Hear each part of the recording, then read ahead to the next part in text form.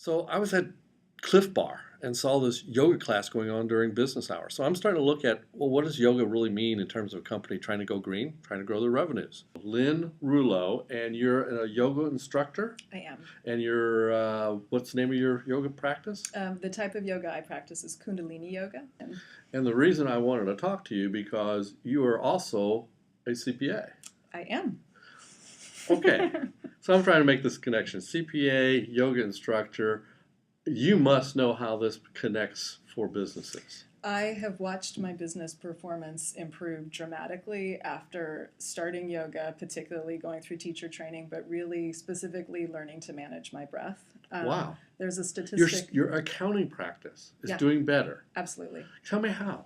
Because I'm less reactive, because I can hear what's being said, because my mind is quieter, and when your mind is quiet, you really see what's going on. You're much more alert, so you can really understand what's the issue. I'm calmer.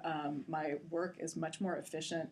Everybody wins. I'm easier to work with. I know that. Wow. Well, I certainly need then to take yoga. But so what I'm hearing is there's a ability to listen better to what the customer needs, a sort of secret sauce of business success enabled through yoga. Absolutely. This sounds like a must-do for those associates that are really in stressful jobs, like at call centers or I think so. I mean, I'm a part-time CFO for a couple of companies, so like I'm definitely dealing with stuff, but I'm just much more relaxed about it. Wow, So, yeah. fantastic. Now, you also suggested that from the perspective of the yoga practice, we're in a transition here, and I found this, Yeah. to use a yoga word, enlightening.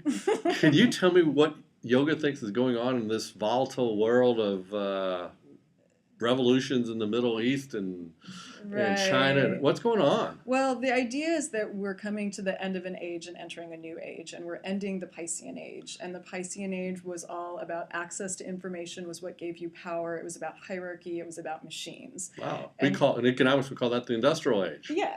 So now we're moving into the age of Aquarius. So we're moving into that age, and that is an age where transparency is kind of the name of the game. So your character actually Transparency? matters. Yeah, because everybody will know everything about you, and you're already seeing that. You meet someone, what's the first thing you do? You go home and Google them, and things come up, right? So this is amazing. Yeah, so transparency is kind of the new paradigm, which means your character matters. And also people are becoming more intuitive, so people know if you're telling the truth or not, all of these things.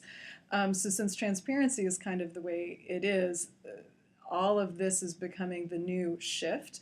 And what's happening now is whenever there's a change, there's polarization. Some people can make the change, some people can't. And so right now we're seeing kind of the eruption of we're going through change. Some parts of people, worlds, all of that just aren't doing well with it. So we're seeing all this unrest. Well, you've just described my business practice because there's some companies who are getting it in terms of the potential sustainability and wellness and going green offers, and some are like, oh no, we're going to double our lobbying budget. We got to protect our self-interest. And I mean, I'm sorry to say it, but I don't know that that's going to end well for the people who aren't able to make the change, because the change is happening. I mean, I don't think it's deniable.